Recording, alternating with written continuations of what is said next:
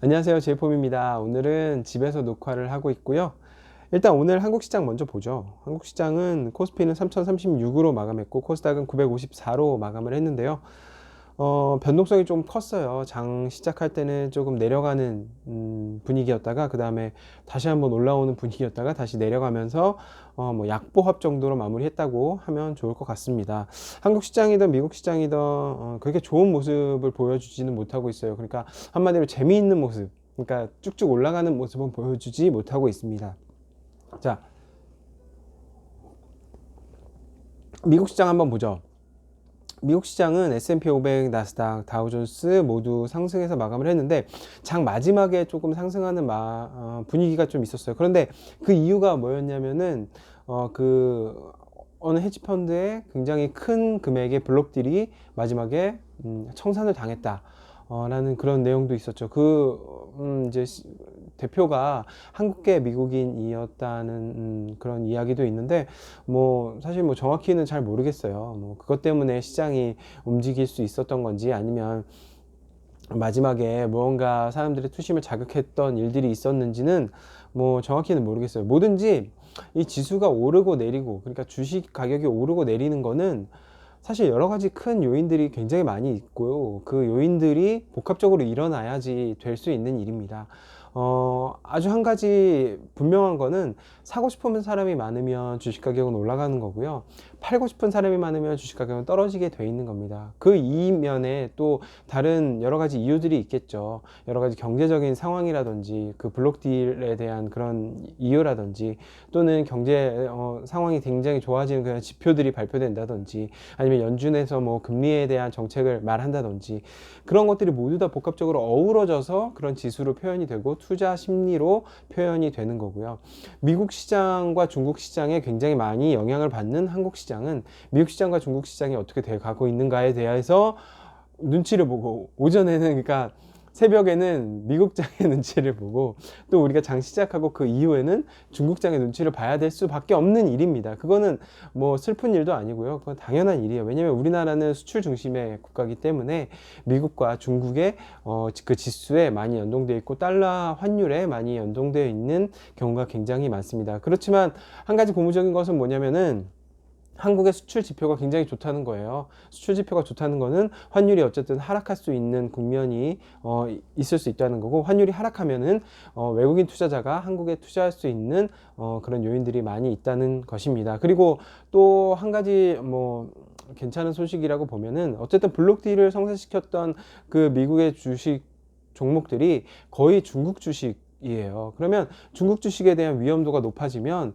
아무래도 이머징 그리고 그런 자금들이 중국에서 한국으로 옮겨가는 경우가 굉장히 많습니다. 그런 요인 때문인지 몰라도 오늘 그래도 삼성전자가 굉장히 상승을 많이 한 그런 상황이에요. 그래서 큰 대형주를 중심으로 한국은 어쨌든 외국인들이 많이 사줘야 지수가 상승을 할 수 있는 거고, 그 대형주들이 굉장히 많이 상승한 이후에 중소형주들에게 영향을 줘야지 한국 증시는 올라갈 수 있는 거고요. 지수가 계속해서 올라갈 수 있는 것만이 뭐 능사가 아니라 지수가 올라가면 올라갈수록 어쨌든 혁신 기업이 굉장히 늘어나야 됩니다. 그것이 바로 작년에는 2차 전지였고 올해는 어떤 것이 될지는 잘 모르겠지만 저는 아마도 네이버나 카카오나 그런 산업들이 주축이 되지 않을까라는 생각이 듭니다. 물론 2차 전지도 좋은 방향으로 좋은 분위기로 흘러가는 그런 분위기가 생겨야 우리도 좋겠죠. 근데 2차 전지에 대해서 굉장히 뭐 어려움이 있을 것이다라는 생각을 하고 있는 사람들이 많은데 사실 저는 좀 생각이 달라요. 2차 전지라는 것이 뭐 뚝딱해서 나올 수 있는 기술은 아니고요. 그 기술이 계속해서 이렇게 쌓이고 쌓여서 그 2차 전지의 그 결과물로 나오는 건데, 어, 마음대로 따라할 수 있다면 진작에 했겠죠. 테슬라라든지 다른 자동차 업계에서 그런 것들을 내재화를 빨리 시켰겠죠. 그런데 아직도 안 되고 있는 거는 어쨌든 2차 전지를 만드는 것이 힘들고 2차 전지에 대한 기술이 굉장히 어렵다는 거겠죠.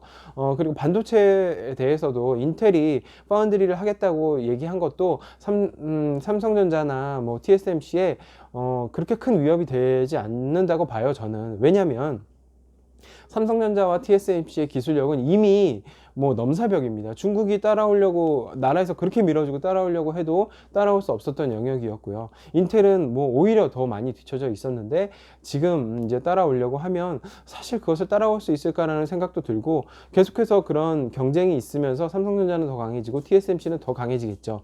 그래서 삼성전자나 SK 하이닉스에 조금 더 많이 기회가 있다는 거, 저는 그런 생각을 좀 갖고 있어요. 왜냐면 저는 삼성전자 주주이기도 하니까요. 삼성전자가 잘 돼야 되겠죠? 네, 어쨌든 지금 제가 볼 때는 삼성전자에 문제는 없는 것 같아요. 음, 뭐 여러 가지 악재들이 있기는 하지만 그런 것들을 잘 이겨낼 수 있을 거라고 생각을 합니다.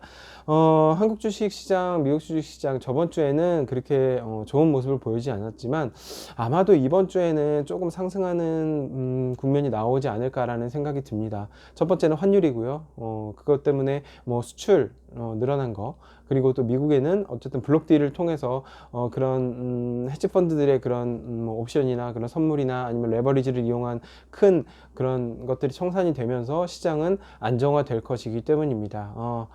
언제든지 여러분 이런 시황을 전해주거나 유튜브에서 이런 이야기들을 하는 사람들의 말을 잘 보세요. 그분들이 어떤 주장을 하고 왜냐하면이라는 이야기를 하는 건 굉장히 그 사람이 생각하고 있다는 겁니다. 하지만 왜냐하면이라는 이야기가 없이 그저 뭐 내릴 거예요, 오를 거예요, 좋아질 거예요, 안 좋아질 거예요 라고 말하는 거는 사실은 큰 의미는 없어요. 왜냐면 그 사람들도 그냥 뇌피셜로 얘기하는 거거든요.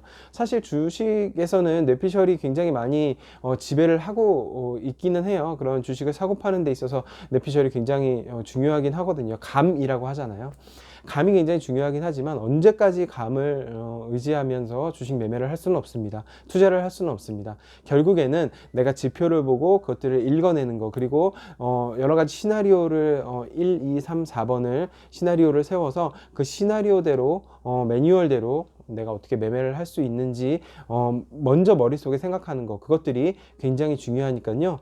여러분들이 영상을 보실 때 왜냐하면이라는 이야기를 과연 하는지 안 하는지를 좀 주목해서 보실 필요가 있습니다. 네, 저는 언제나 왜냐하면이라는 이야기를 하고요. 제가 언제나 무엇을 주장할 때는 그 근거에 대한 이유를 꼭 말씀드리니까 그거에 대해서도 한번 생각해 보시고, 언제나 매수 추천 이런 거 아니에요. 투자자는 정말로 혼자 해야 됩니다. 홀로 이겨내야 됩니다. 혼자 투자해야 되고 그 투자를 하는 것들을 홀로 가져가야 돼요. 되게 외로운 싸움이에요. 그 누구도 같이 해주지 않고요. 그 누구도 여러분의 돈을 굴려서 불려주지 않습니다. 그것들이 온전히 내 혼자, 내 홀로 할 수 있는 일들이니까요. 각자의 그 상황에 맞춰서 제 이야기도 참고해 보시고 하면은 좋을 것 같습니다. 자, 오늘 여기까지고요. 지금까지 제이폼이었습니다. 도움이 되셨으면은 좋아요와 구독 한 번씩 눌러주시면 좋겠어요. 안녕!